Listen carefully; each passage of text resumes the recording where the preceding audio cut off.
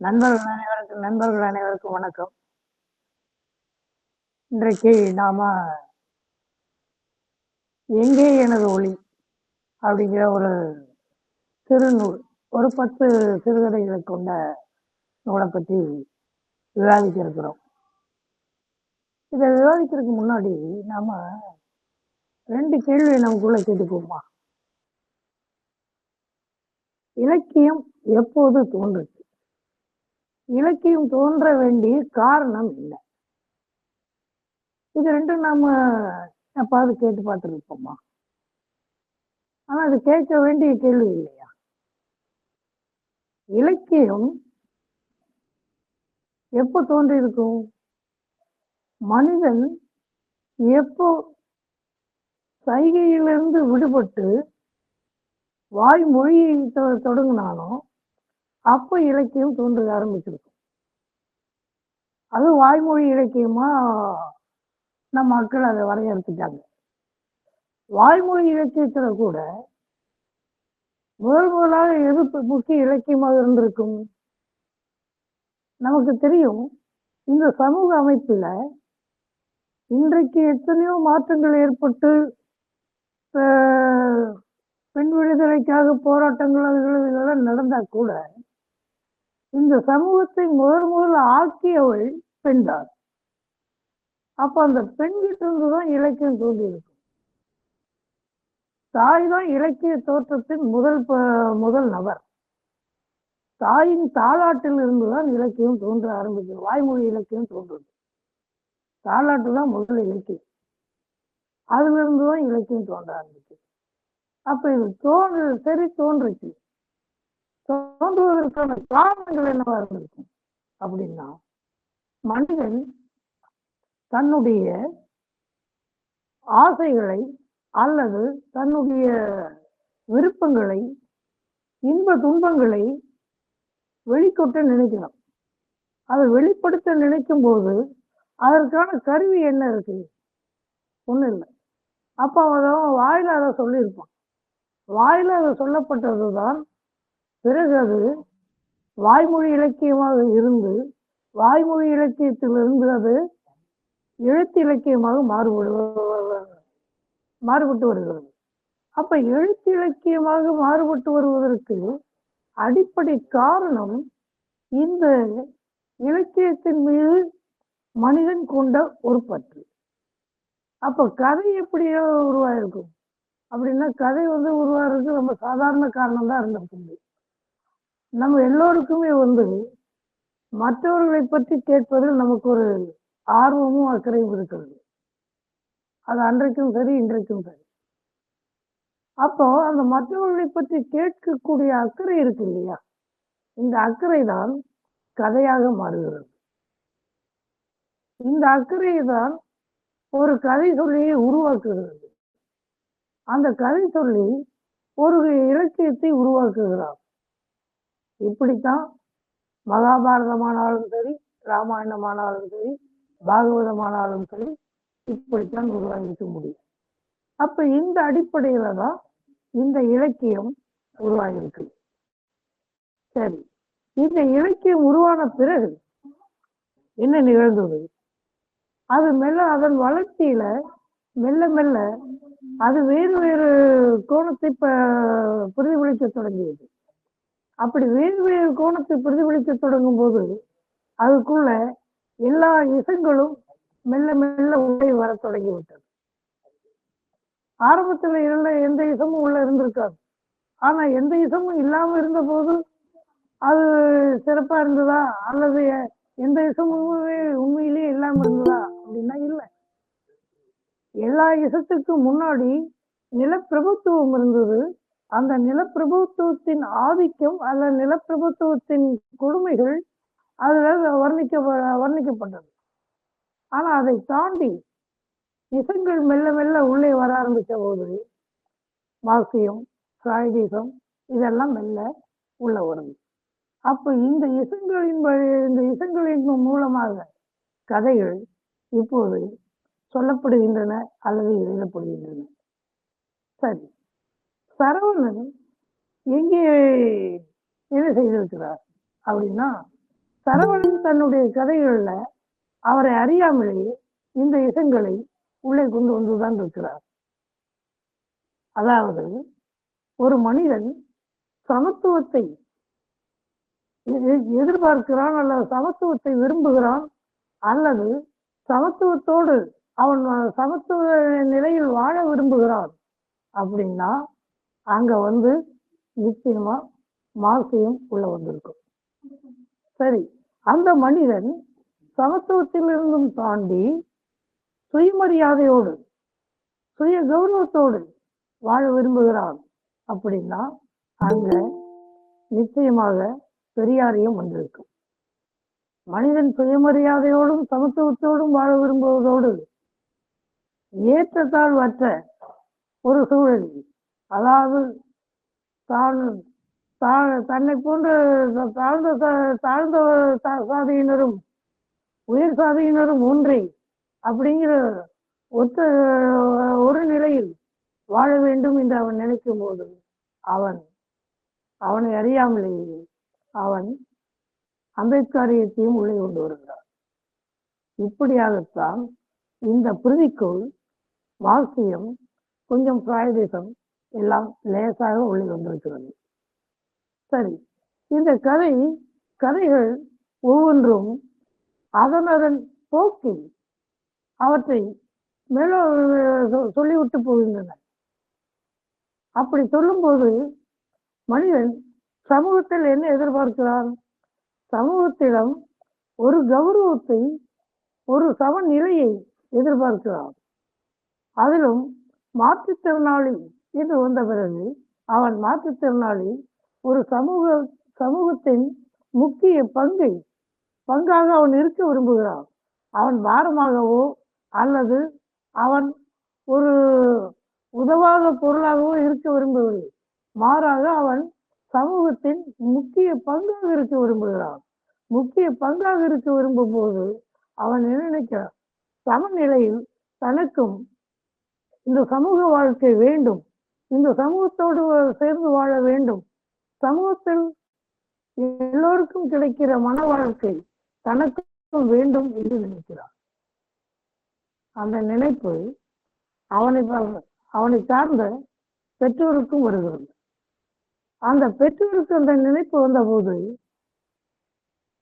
தங்களோடு பழகி கொண்டிருக்கிற மிக நீண்ட நாளாக தன் மகனை பாராட்டி கொண்டிருக்கிற, தன் மகனின் படிப்பை பற்றி உயர்வாக பேசிக் கொண்டிருக்கிற ஒருவரிடம் தன் மகளை தன் மகனுக்கு மனம் செய்து வைக்க முடியுமா என்று கேட்கிறார். ஆனால் இந்த கேள்வி மிக கொடூரமாக தோன்றுகிறது அந்த பெண்ணை பெற்றவருக்கு. அந்த கொடூரமாக தோன்றும் போது அவர் என் மகளை தர சாதாரணமாக சொல்லி இருக்கிறார், என் மகளை தர முடியாதப்பா, என் மகள் விரும்ப மாட்டாள் என்று மென்மையாக சொல்லி அனுப்பி இருக்கலாம். அதற்கு மாறாக அவர் சில கூற்றை முன்வைக்கிறார். உன் மகன் என்ன படித்திருந்தாலும் அந்த படிப்பு எதுக்கு உதவும் என்ற ஒரு கூற்றையும் முன்வைக்கிறார். உன் மகன் படிப்பால் யாருக்கு பயன் கிடைக்கும்? என் மகளுக்கு ஏதாவது ஒன்று என்றால் உன் மகன் அதை எப்படி பார்த்துக் கொள்வார் என்று இப்படி அடிப்படையான பல விஷயங்களை அவர் முன்வைக்கிறார். இதுக்கெல்லாம் ஆதாரமே இல்லை. அதாவது எந்த ஒரு பார்வையற்ற மாற்றுத்திறனாலையும் தன் மனைவிக்கு என்று ஒரு பிரச்சனை வந்ததுன்னா அதை உடனே பார்த்துட்டு சும்மா இருக்க போறதோ எதுவோ இல்லை. அவனால என்ன முடியுமோ அதை செஞ்சு நிச்சயமா அவளை காப்பாற்றத்தான் முயற்சி பண்ணுவான். ஆனா அதை பற்றியெல்லாம் யோசிக்காத அவர் இப்படி பேசுகிறார். இது அந்த பெற்றோரின் உள்ளத்தை பெரிய அளவில் காயப்படுத்துகிறது. அந்த காயத்தில் தாங்க மாட்டாமல் தாய் அழுகிறாள். தாயை சமாதானப்படுத்துகிறான் மகன். இது ஒரு கதை. சரி, இந்த கதை தான் இப்படி அப்படின்னா, அடுத்த கதை கொஞ்சம் வித்தியாசமா இருக்கு. அதாவது அவருடைய இரண்டாவது கதை வந்து ஒரு மேஜிக்கல் ரியலிசம் என்று சொல்லுவோம், அது மாதிரி, அல்லது மூட நம்பிக்கை என்று சொல்லுவோம், அப்படியே எடுத்துக்கலாம், அல்லது மாயாவாதம் என்று நீங்க எதை எடுத்துக்கிட்டாலும் சரி. அதாவது பேயுடன் இரண்டு நாட்கள் அப்படின்னு ஒரு கதை.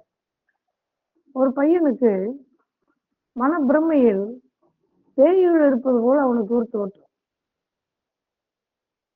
அந்த பேய்கள் இருப்பதாக அவன் நினைத்து போகிறான். குளியல் அறையில் எல்லாம் தண்ணி ஊட்டுவது போலவும், அங்கே சோப்பு வாசனை அடிப்பது போலவும் அவன் உணர்கிறான். ஆனால் போய் பார்த்தால் யாரும் இல்லை, கதவு திறந்துதான் சும்மாதான் கிடக்கிறது. இப்படியாக ஒரு மாணவனுடைய அடிமன பயத்தை வெளிப்படுத்தும் ஒரு கதை. ஆனால் கதையின் முடிவு கொஞ்சம் வித்தியாசமாக இருக்கிறது. கதையின் முடிவில் நண்பன் ஒருவன், இந்த நூலை படி, இது உனக்கு பேய் பயத்தை போக்கிவிட்டு உனக்கு நல்லறிவை தரும், உனக்கு உன் பேயை ஓட்டி விடும் இது என்றெல்லாம் சொல்லி ஒரு புத்தகத்தை தருகிறான் பிரெயில். அந்த புத்தகம் பெரியாரின் பொன்மொழிகள் என்கிற புத்தகம். இப்படியாக அந்த கதை ஒரு வட்டத்துக்கு இதுக்கு வருது. அடுத்த ஒரு சொல்ற ஒரு முக்கியமான கதைன்னா அது வந்து புதிய கடவுள்னு ஒரு கதை. இந்த புதிய கடவுள்ங்கிறது என்ன அப்படின்னா, பார்வையற்ற ஒரு எழுத்தாளர், விரல் மொழியான ஒரு பேர் கொடுத்தாரு. அந்த பாலகணேசன் வச்ச பேர் எப்படி இவருக்கு எழுத்தாளர் பேரா மாறுச்சுன்னு தெரியல. ஆனா விரல் மொழியாருங்கிற ஒருத்தர் எழுதின ஒரு புத்தகத்துக்கு சாகித்ய அகாடமி இது கிடைக்குது. புத்தகத்துக்கு பேரே விசித்திரமா இருக்கு, வானவில் இல்லாத வானம். அதான் புத்தகத்துடைய பேர். அப்போ இந்த புத்தகத்துக்கு இது கிடைச்சது, அதை பத்தி பாராட்டி எல்லாம் பேசிட்டு இருக்கும்போது ஏற்புரையில விரல் மொழியால் சில விஷயங்களை வைக்கிறார். அதுல ஒண்ணு என்னன்னா, வாசிப்பாளரை பற்றி. இன்றைய நிலையில வாசிப்பாளர்கள் தான் எங்களுடைய புதிய கடவுள்கள் அப்படிங்கிறத அவர் வலியுறுத்தி சொல்றார். அதற்கான காரணங்களை எல்லாத்தையும் அவர் விளக்கி சொல்றார். இதுதான் புதிய கடவுள் கதை. அப்ப இந்த புதிய கடவுள் கதையை இப்படி சொல்லிட்டு வரும்போது, இது சொல்ற அந்த காலகட்டம் நம்ம யோசிக்க வேண்டிய காலகட்டம்.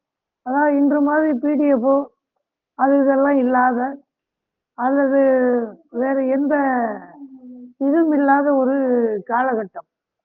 அந்த காலகட்டத்துல இந்த கதை வாசிப்பாளரையே முழுக்க முழுக்க பார்வையற்றவர்கள் நம்பி இருந்த ஒரு காலகட்டத்தில் இந்த கதையை அவர் அமைத்திருக்கிறார் அப்படின்னு பார்க்கிறோம். இது ஒரு வகையான கதை. இதுக்கு அடுத்ததாக ஒரு நாலாவதாக சொல்ற ஒரு கதை ஒண்ணு இருக்கு. அது நான் இன்னமும் திருந்தவில்லை. இது மிக மிக முக்கியமாக பார்வையற்றவர்கள் மத்தியில் விவாதிக்கப்பட வேண்டிய ஒரு விஷயத்தை இது முன்வைக்கிறது. ஜான் ஹூவர் என்பவர் முதலில் அமெரிக்காவில வெண்தடியை கண்டுபிடித்தார். அந்த வெண்தடி உங்களுக்கு தெரியும், பார்வையற்றவர்கள் பயன்படுத்துற அந்த தடியில 17.5 சென்டிமீட்டர் வெண்மையும் வெண்மை நிறமும் 7.5 சென்டிமீட்டர் சிவப்பு நிறமும் இருக்கும். இந்த வெண்மை நிறம் எதுக்குன்னா, அவர் தடி ஊண்டிட்டு போகும்போது தூரத்திலிருந்து பார்த்தாலே வாகன ஓட்டிகளுக்கு பளிச்சுன்னு தெரியணும். அதுக்காக இந்த வெண்மையும், அவர் ரோட்டை கடக்கும்போது இதை தூக்கி பிடிச்சாருன்னா அந்த சிவப்பு நல்லா தெரியும். அதுக்காக சிவப்பு நிறமும் அந்த தடியில தரப்பட்டிருக்கு. இதுக்கு நிறைய விதிமுறைகள்லாம் இருக்கு. மணிக்கட்டை தவிர உடம்புல வேற எந்த பகுதியும் ஆடக்கூடாது. இடது பக்கம் தடி இருக்கும்போது வலது பக்கம் கால் வைக்கணும். வலது பக்கம் தடி இருக்கும்போது இடது பக்கம் கால் வைக்கணும். 6 இன்ச்சுக்கு மேல தடியின் நுனியை உயர்த்தக்கூடாது. இப்படி பல வகையான விதிகள் இருக்கு. இதுகளெல்லாம் வச்சுதான் அவங்க இது பண்ணாங்க. 1966ல இன்டர்நேஷனல் ஃபெடரேஷன் ஆஃப் தி பிளைண்ட்ல தான் இது உலகளாவிய வழியில இந்த வெண்மை தடியை ஒத்துக்கிறாங்க. இது ஒரு சிறந்த கைடு, பார்வையற்றவர்களுக்கு ஒரு சிறந்த வழிகாட்டி இந்த கோல் அப்படின்னு ஒத்துக்கிறாங்க. ஆனால் இது ஐரோப்பிய நாடுகளிலையும் அமெரிக்க நாடுகளிலையும் மிகச்சிறந்த ஒரு வழிகாட்டியா இயங்கிட்டு இருக்கிற அதே சமயத்துல இந்தியாவில் குறிப்பா தென்னகத்துல இது அப்படி இல்லை. அப்ப இங்க நாம எப்படி இருக்கோம்? ஒரு குச்சியை பிடிச்சிட்டு போறத விட அடுத்தவங்க கையை பிடிச்சிட்டு போறது நம்ம கௌரவமா நினைக்கிறோம். குச்சியை பிடிச்சிட்டு போறது அகௌரவமா நினைக்கிறோம். என்ன காரணம்? சமூகம் ஒரு குச்சியை பிடிச்சிட்டு போறவனை பிச்சைக்காரனா பாக்குது. அந்த பார்வை இவனால தாங்க முடியாம இவன் எனக்கு அந்த குச்சியை வேண்டான்னு நினைக்கிற அளவுக்கு ஒரு நிலைமை. இது தென்பகுதியில குறிப்பா தமிழகத்துலதான் இது அதிகமா இப்படி உணரப்படுது. ஆனா மற்ற பகுதிகளில் இது அப்படி உணரப்படல. நிச்சயமாக இது மிக சிறந்த ஒரு வழிகாட்டியாகத்தான் மற்ற இடங்கள்ல உணரப்படுது. NAB அக்டோபர் 15ஆம் தேதிய வெண்கோள் தினம் என்று அறிவித்து, தேசிய வெண்கோள் தினம் என்று அறிவித்து கொண்டாடி கொண்டிருக்கிறது. அப்போ இதுல இந்த கதையில வர்ற கதாநாயகன் ஒரு பேராசிரியராக இருந்தும் இந்த கோளை பயன்படுத்த தயங்குகிறார். அந்த தயக்கத்தின் விளைவு அவர் ஒரு பேருந்தில் அவமானப்படுகிறார். அப்போ இந்த அவமானத்திற்கு அடிப்படை காரணம் இவருடைய அந்த குச்சியின் மீது, அந்த கோளின் மீது அவருக்கு கொண்ட அவமானகரமான ஒரு எண்ணம் தான். அப்போ அதுக்கு அப்படி ஒரு இதை சுற்றி தான் அந்த கதை வருது. ஆனா அதே கல்லூரியில இருக்கிற மற்றொருவர், இவர் பேர் அறிவுமதி, மற்றொருவர் தண்டபாணி பேராசிரியர் அந்த கோளை நன்றாக வைத்திருக்கிறார். அந்த கோளை பற்றி அவரிடம் கேட்டபோது, இது எனக்கு தன்னம்பிக்கையை தருகிறது, என் வாழ்க்கையை உறுதிப்படுத்துகிறது அப்படிங்கிறார். அந்த அளவுக்கு அவர் அந்த கோளை நம்புகிறார். அந்த கோளை வச்சுதான் அவர் எல்லா இடத்துக்கும் நடந்து போறார் கல்லூரிக்குள்ள. இது விவாதிக்கப்பட வேண்டிய நம் மக்கள் இன்னமும் கொஞ்சம் தீவிரமாக இதை பற்றி யோசித்து விவாதித்து எல்லோரும் கையில் வெண்கோள் எடுக்க வேண்டிய ஒரு நிர்பந்தமான சூழலில் தான் நாம் இருக்கிறோம். எனவே அதை சுட்டிக்காட்ட இந்த கதை மிக நல்ல கதை என்று எனக்கு தோன்றுகிறது. அடுத்தது ஒரு கதை ஒரு எழுதியிருக்காரு, சமூகத்தின் முகங்கள் அப்படின்னு. இது ஒரு சமூக பிரச்சனை தான். அது நமக்கான பிரச்சனை இல்லை, ஒட்டுமொத்த சமூகத்துக்கான பிரச்சனை. அதாவது ஒரு பெண்ணுக்கு குழந்தை இல்லை என்றால் அந்த குழந்தை இல்லாத பெண்ணை மலடி என்று பட்டம் சூட்டி மகிழ்ச்சி அடையும் இந்த சமூகம். அப்படி மகிழ்ச்சி அடைகிற சமூகத்துக்கு இன்னொரு இன்னொரு பிடி அவ்வளவு அதிகமா கிடைக்குது. அது என்னன்னா, இந்த பெண் மலடி மட்டுமல்ல, பார்வையற்றவளும் கூட. இப்ப சொல்லுங்க, அப்ப எப்படி இருக்கும் இந்த சமூகத்துக்கு? தேனோடு பால் கலந்த மாதிரி இருக்கும் இல்லையா? அதனால இந்த சமூகத்தின் அந்த இதை போக்குறதுக்கு அவங்க அந்த பொண்ணு முயற்சி எல்லாம் செய்யுது. அதை பற்றி தான் இந்த கதை.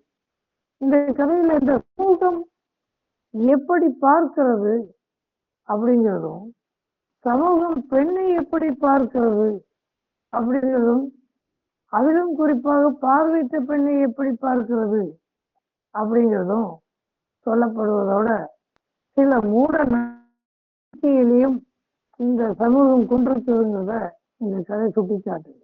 உதாரணமா, ஒரு சின்ன பெண், அந்த பெண் பூப்பெய்தி விட்டால் அவளுக்கு கன்னத்துல பொட்டு இது வச்சு விட்டா, நலுங்கி வச்சு விட்டா, மலடி வச்சா அந்த பெண்ணுக்கு ஒருபோதும் குழந்தை பிறக்காது அப்படின்னு ஒரு நம்பிக்கை வச்சிருக்காங்க. இப்படிப்பட்ட நம்பிக்கைகளை பற்றி இந்த கதை விவாதிக்கிறது. அப்போ இப்படியாக சமூக பிரச்சனைகளை அவர் சுற்றி சுற்றி ஏதோ ஒரு வகையில் கொண்டு இருக்கிறார். அப்படியான ஒரு கதையில தான் மண்ணுக்கு வேண்டாம் மனிதனுக்கு வேண்டும்னு ஒரு கதை. இந்த மண்ணுக்கு வேண்டாம் மனிதனுக்கு வேண்டும்னா என்ன? மண்ணுக்கு வேண்டாம் மனிதனுக்கு வேண்டும் அப்படின்னா, ஒரு சின்ன பெண், கவிதான்னு பேர். அந்த பெண்ணுக்கு என்ன ஆகுது? மூஞ்சியில சிமெண்ட போட்டுக்கிறான். விளையாடும் போது மூஞ்சியில சிமெண்ட போட்டு, கண்ணுல பட்ட உடனே கண்ணை அந்த பொண்ணு தெரியாம கண்ணை தேய்ச்சிருக்கு. கண்ணை தேய்ச்ச உடனே விழியில போய் சிமெண்ட் போட்டு குத்தி அந்த விழித்திரையெல்லாம் பழுதடைஞ்சிருக்கு. அதனால கண் தெரியாம போயிடுது. அந்த கண் தெரியாம போன நிலையில அந்த தாயும் தந்தையும் எப்படி கஷ்டப்படுறாங்க. அவங்க மருத்துவமனையில கொண்டு போன போது அங்க என்ன சொல்லப்படுகிறது? அதாவது, காத்திருங்க, கண் வந்துன்னா வரிசைப்படி உங்க பொண்ணுக்கு வரும்போது நாங்க கண்ணு வச்சு தர்றோம் அப்படிங்கிறாங்க. இது கதையின் சாராம்சம். ஆனா இதுக்குள்ள கண் தானம் பற்றிய ஒரு பெரிய உரையாடலே இருக்கு. அந்த கண் தானம் எப்படி பண்ணணும், என்ன பண்ணணும், கண் தானத்துக்கு என்னென்ன வழிமுறைகள், அப்படி எல்லாம் ஒரு பெரிய உரையாடல் இருக்கு. இதுவும் சமூகத்தின் ஒரு பிரச்சனை தான். நமக்கு தெரியும், இன்றைக்கு உலகத்திலேயே கண் தானத்தில் முன்னணியில் நிற்கிறது உலக நாடுகள்ல ஸ்ரீலங்கா தான். ஏன்னா அது பௌத்த நாடு, அதனால அது முதலிடத்துல நிற்குது. அப்போ இன்னமும் சமூகத்துல என்ன நம்பிக்கை இருக்கு? கண்ணை எடுத்துட்டாங்கன்னா ஆன்மா கண்ணு தெரியாம அடையாதா அப்படிங்கிற கேள்வி இருக்கு. அப்ப இந்த மாதிரியான மூட நம்பிக்கைகளுக்கு மத்தியில தான் இந்த உலகம் சுழந்துட்டு இருக்கு. எனவே இதையெல்லாம் கருத்தில் கொண்டு அவர் இந்த கதையை தயாரித்திருக்கிறார். அடுத்த கதை, உங்களுக்கு ஏன் அவனை பிடிக்கவில்லை அப்படின்னு ஒரு கதை. சாதாரண விஷயம். ஒரு சின்ன குழந்தை, பார்வையற்ற குழந்தை, அவனுக்கு பார்வையற்றது பார்வையற்றதே பார்வையின்மையே பார்வையின்மையினால் பிறந்ததே ஒரு பிரச்சனையா மாறி தாய் தந்தையருக்குள்ள பிரிவினை ஏற்படும். அது பிரிவினையோட மட்டும் முடியும். அந்த சிறுவனை எப்படியாவது கொன்று விட வேண்டும்ங்கிற ஒரு உத்வேகத்து வரைக்கும் அது போகுது. இந்த நிலையில அந்த குழந்தைக்கு மஞ்சக்காமால வேற வந்தது. அதிலிருந்து அந்த குழந்தையை எப்படி காப்பாற்றினார், அதற்கு என்னென்ன அந்த தாய் இளம்மாள் பாடுபட்டாள், எப்படி பாடுபட்டாள் என்பதுதான் இந்த கதை. இந்த கதையில நாம தெரிஞ்சுக்க வேண்டிய ஒரு விஷயம் என்னன்னா, இந்த சமூகத்தில் ஒரு குழுவினர், அதாவது மாற்றுத்திறனாளிகள் பிறந்தால் அவர்களை குழந்தைகளை கொன்று விடுவதை பற்றி யாரும் பெரிதாக கவலைப்படவில்லை அப்படிங்கிறதுதான் முக்கியமான விஷயம். சிசுகளை தடுப்பதற்கு சட்டம் இருக்கு. ஆனா மாற்றுத்திறனாளி குழந்தைகளை கொள்வதை தடுப்பதற்கு சட்டம் இருக்கலாம். அது குழந்தைன்னா எல்லாம் குழந்தையும் ஒண்ணுதான், அதனால அதை நாங்க தடுப்போம் அப்படின்னு சொல்லுவாங்க. ஆனா அப்படியான எந்த ஒரு முன்முயற்சியும் எங்கும் இருப்பதாக தெரியவில்லை. அதுல சிலர் தோல்வி அடைஞ்சு வேற வழியில் அந்த குழந்தை எப்படியாவது தப்பிச்சு வெளியே வந்துடுது. சிலர் வெற்றி அடைஞ்சு அந்த குழந்தை செத்து போகுது. இப்படியாக ஒரு சமூக அமைப்பு இருக்குது. அந்த சமூக அமைப்புல தான் இது உருவாக்கப்பட்டிருக்கு. இதைத்தான் அவர் அந்த கதையில சொல்ல வர்றார். அடுத்தது ஒரு முக்கியமான பிரச்சனையை பேசக்கூடிய ஒரு கதை, காயலாங்கடைன்னு ஒரு கதை. நமக்கு தெரியும் காயலாங்கடைன்னா அங்க ஓட்டை உடசல், பிஞ்சு போனது, இந்த மாதிரி எல்லாம் போட்டு வச்சிருப்பாங்க. அதைத்தான் அதை விற்கிறதுக்குன்னு ஒரு இது. அந்த கடைக்கு தான் காயலாங்கடைன்னு பேரு. பழைய இரும்பு அது இது எல்லாம் கலக்கும், அதுக்குதான் காயலாங்கடைன்னு பேரு. ஆனா இந்த கதையில வர்ற காயலாங்கடை வேற. இந்த கதையில ஒரு இன்டகிரேட்டட் ஸ்கூல்ல, ஒருங்கிணைந்த பள்ளியில ஒரு வகுப்பை ஒரு ஆசிரியர் காயலாங்கடை என்ற பெயரில் அழைக்கிறார். அதற்கு காரணம் கேட்டபோது, காயலாங்கடையில இப்படிதான் ஓட்ட ஓடுதல் எல்லாம் கலந்துக்கிட்டு இருக்கும், அது மாதிரிதான் இங்க கால் போனது, கை போனது, கண்ணு போனது எல்லாம் ஒன்னா வச்சு படிக்க வைக்கிறோம், அதனால இது காயலாங்கடை தாங்கிற. எவ்வளவு கொடூரமான, எவ்வளவு முரட்டுத்தனமான ஒரு தாக்குதல். அப்போ இந்த தாக்குதலை எப்படி எதிர்கொள்றது அப்படிங்கிறதான் கேள்வி. இப்படிப்பட்ட நபர்களை எப்படி சமாளிப்பது, எப்படி எதிர்கொள்வது, இதெல்லாம் தான் இந்த கதையில பேசப்படுற விஷயங்கள். அப்போ இந்த கதை இது இப்படி ஒரு முக்கியமான, அதாவது இன்று வரை நாம் பேசிக்கொண்டிருக்கிற ஒன்றிணைந்த கல்வி கூடாது என்கிற விஷயத்தில் ஆணித்தனமாக ஒரு கதையாக, ஒரு கலை வடிவத்தில் கொண்டு தந்திருக்கிறார். எனவே அந்த வகையில இந்த ஒரு கதைக்காகவே சரவணனை நான் பெரிதும் பாராட்டுகிறேன். அப்ப இப்படியான ஒரு சூழல்ல சமூகத்தின் பிரச்சனைகளையே பார்வையற்ற மாற்றுத்திறனாளியின் பிரச்சனையோடு இணைத்துத்தான் இவர் பல கதைகளை பின்னியிருக்கிறார். அப்படி பின்னப்பட்ட கதைகள்ல அடுத்த கதை வந்து மிக முக்கியமான கதை. அதாவது மிக முக்கியமானதுன்னா அப்படிதான் சொல்லி ஆகணும். ஏன்னா நம்மள அது வந்து வெளியே பேசுறதுக்கே நம்மள பலருக்கு வந்து ஒரு இது இருக்கும், ஒரு தயக்கம் இருக்கும். அப்படி தயக்கம் படுறதுல அர்த்தமே இல்லை. அந்த கதை மிக முக்கியமான கதை.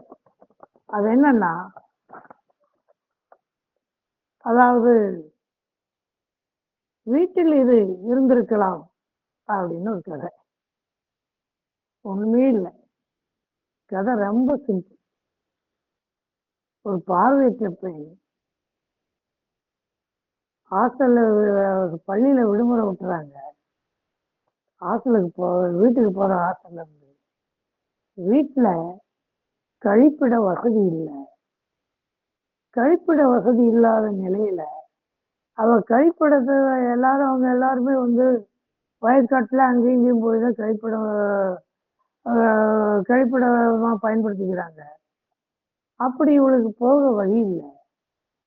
அதனால அவ படுற தொழில், அவ படுற வேதனை, அதை புரிஞ்சுக்க முடியாத, புரிஞ்சும் புரியாத ஒரு அம்மா இப்படியான ஒரு சமூகத்துல அந்த பெண் என்ன பண்றா அப்படிங்கிறதுதான் இந்த கதை. அப்போ இன்றைக்கு வந்து எல்லா கிராமத்திலும் எல்லா இதுலயும் இது வந்துருச்சு. ஆனா இது இல்லாத காலத்துல என்னவா இருந்தது அப்படின்னா இதான்.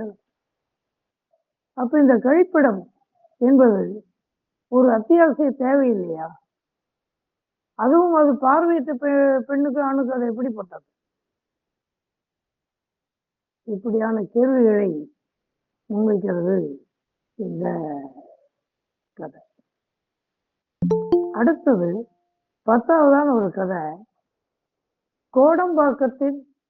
கோடம்பாக்கம் மேம்பாலம் அருகே அப்படிங்கிறது ஒரு கதை. இது முழுக்க முழுக்க ஒரு இந்த கதை. அது என்ன சொல்ற, அவங்க பார்வையற்றவர்கள் பண்ணின போராட்டங்கள், அதற்கு போலீஸ் செய்த தகராறுகள், இது சம்பந்தப்பட்டது அந்த கதை. அதுல பார்வையற்றவர்கள் எப்படியெல்லாம் வந்து பண்ணாங்க அப்படிங்கிறத பற்றி அந்த கதை பேசுகிறது. அந்த கதை வந்து பார்வையற்றவர்களுடைய வேலையின்மையையும், அவங்க பிஹெச்டி எல்லாம் படிச்சுட்டு கடலை மிட்டாய் விற்கிற கட்டாயத்துக்கு தள்ளப்பட்டதையும் அந்த கதை பேசுகிறது. போலீஸ்காரங்கிட்டயே இந்தாங்க கடலை மிட்டாய் 10 ரூபாய் தான் வாங்கிங்க, எங்களை இங்க விட்டு துரத்துனா நான் அந்த கடலை மிட்டாய் வச்சு தான் போகலாம், அது என் வியாபாரத்தை இங்கேயே ஆரம்பிச்சிடுறேன் அப்படின்னு ஒரு கர்ப்பிணி பெண் சொல்லும்போது அது ஒரு வேதனையான, இந்த சமூகத்தின் முகத்தை கிழித்து காட்டும் ஒரு பகுதியாக இருக்கிறது. இப்படியாக 10 கதைகளை அவர் இதுல பதிவு பண்ணியிருக்கார். சரி, இப்ப இந்த ஒரு பிரதியை உருவாக்கி இருக்கிறார். அந்த பிரதியை அவர் வெளிக்கொண்டு வந்திருக்கிறார். அந்த பிரதி வெளிக்கொண்டு வந்ததோடு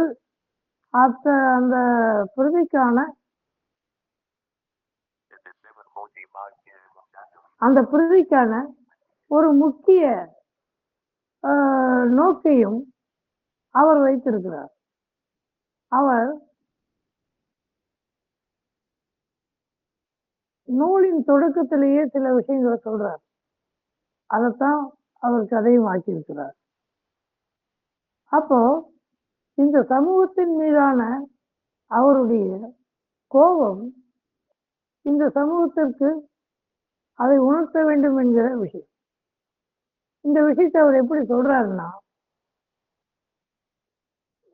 கோட்பாடுகளை வைத்துக்கொண்டு நாம் சொல்ல முடியுமா? ஒரு சாதாரண மனிதனுக்கு, ஒரு சமூகத்துக்கு கோட்பாடு புரியுமா? புரியாது. அப்ப எப்படி சொல்லணும்? அவனுக்கு கலை அம்சம் கூடிய கலையின் வழியாகத்தான் அதை சொல்ல வேண்டும்.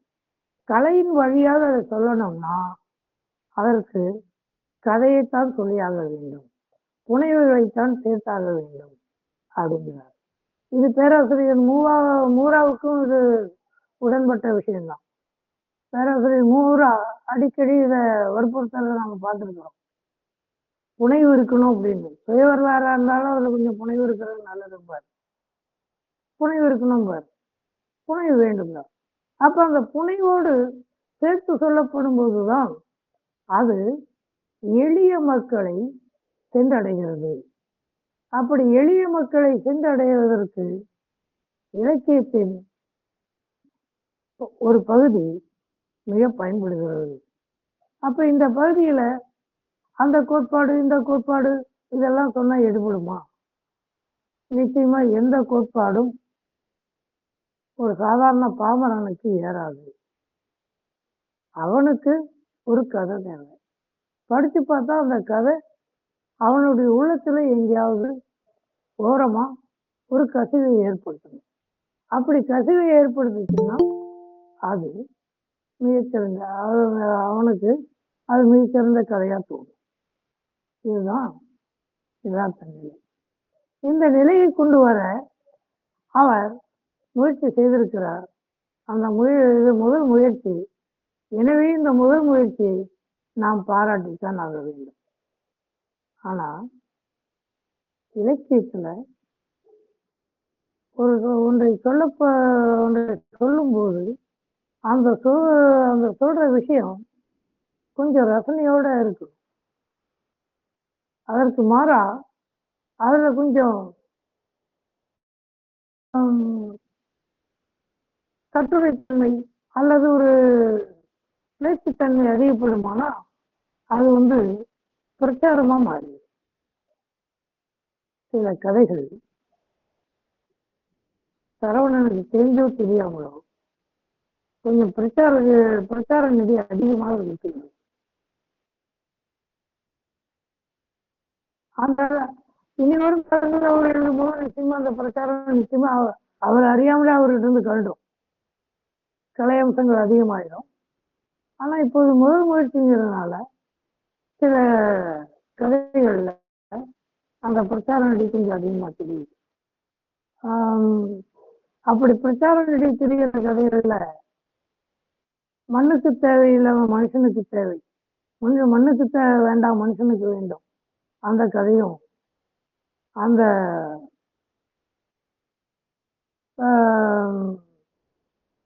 விரல்மொழியார் புதிய கடவுள் அப்படிங்கிற கதையும் கொஞ்சம் அந்த கோணத்துல ஒட்டி இருக்கிறதா நான் நினைக்கிறேன். இது என்னுடைய கருத்து, அவ்வளவுதான். அப்படிதான் அவர் சொன்னாரு, அப்படிதான் அவருடைய உள்ள கிடைச்சே நாம புரிஞ்சுக்க முடியாது. அப்படி இருக்கும்போது எதையோ நினைச்சு கூட வேற ஏதாவது நினைச்சு கூட சொல்லியிருக்கலாம். ஆனா படிக்கிற பொது அறிவு படிக்கிற நமக்கு இப்படிதான் சிலது படுது. இந்த மாதிரி பிரச்சார இதுகள் லேசா இருக்கு. சரி, பிரச்சாரம் இருக்குன்னு சொல்றோம். பிரச்சாரம் இவர் தான் அப்படி வச்சிருக்காரா? நிச்சயமாக இல்லை. பல பார்வை உள்ளவர்கள் எழுதின கதையிலே பிரச்சாரத்தை நான் பார்த்திருக்கேன். இன்னமும் சரியாக சொல்லுகிறேன், பத்திரிகை பேரை நான் சொல்ல விரும்பல, ஒரு வாராந்திர பத்திரிகை ஒரு இணைப்புகள் போடும் ஞாயிற்றுக்கிழமை. அதுல வர்ற கதைகள்ல ஒரு 20% கதை தான் எனக்கு தெரிஞ்சு கதை வடிவத்தில் இருக்கு. ஒரு 60-70% மேல கதைகள் கட்டுரை மாதிரி தோணும் எனக்கு, அது படிச்சு முடிச்சவங்க. அப்படிதான் அது இருக்கும். அப்போ எல்லாருக்கிட்டையுமே இந்த தன்மை இருக்கு. இந்த தன்மை ஒன்றும் சரவணனுக்கு முதல் புதிய தன்மை இல்லை. எல்லார்கிட்டையும் இருக்கு. ஆனா நாம என்ன உணர்றோம், நாம என்ன ஏன் இப்படி சொல்றோம் அப்படின்னா, நம்மவர்கள் செய்தால் அது பிழை என்றும், மற்றவர்கள் செய்தால் அது சரி என்றும் சொல்லும் இந்த சமூகம். எனவே நம்மவர்களை மற்ற யாரை விடவும் சிறப்பாக எழுத வேண்டும், சிறப்பாக ஒன்றை செய்ய வேண்டும், சிறப்பாக அதை சொல்ல வேண்டும் அப்படின்னு நாம எதிர்பார்க்கிறோம். ஏன்னா அப்படி சொன்னாதான் நம்ம இதுகள் எடுபடும். அப்படி நம்ம இதுகள் எடுபடும் போதுதான் இதை நாம ஒரு கலையம்சமாக ஒரு புனைவு நூடாக இந்த சமூகத்திற்கு நாம் சொல்ல விரும்புவதை, சொல்ல வேண்டியதை சொல்ல முடியும். அதுக்கு இந்த இது மிக மிக அவசியம். அந்த அடிப்படையில தான் நாம இதை பார்க்கிறோம். மற்றபடி அவருடைய நடை அப்படின்னு சொல்லும்போது, நடை கொஞ்சம் நல்ல நடை வந்திருக்கு. இன்னும் கூட ஒரு எழுத எழுத இன்னும் நடை திருந்தும் அப்படின்னு நான் நிச்சயமா எதிர்பார்க்கிறேன். நிச்சயம் அவரால், ஏன்னா அவருக்குள்ள அந்த ஆற்றல் இருக்கு, அது தெரியுது. அந்த ஆற்றலை இவர் இன்னமும் மிக சிறப்பாக வெளிப்படுத்த முடியும். அதற்கான வாய்ப்பும் வசதியும் அவர்கிட்ட நிறைய இருக்கு. அவருடைய உள்ளாற்றல் ரீதியாகவே இருக்கு. அதை வச்சுட்டு அவர் இன்னும் சிறந்த படைப்புகளையும் சிறந்த நடையில சிறப்பாக சொல்ல முடியும், செய்ய முடியும் அப்படின்னு நான் நம்புறேன். நன்றி.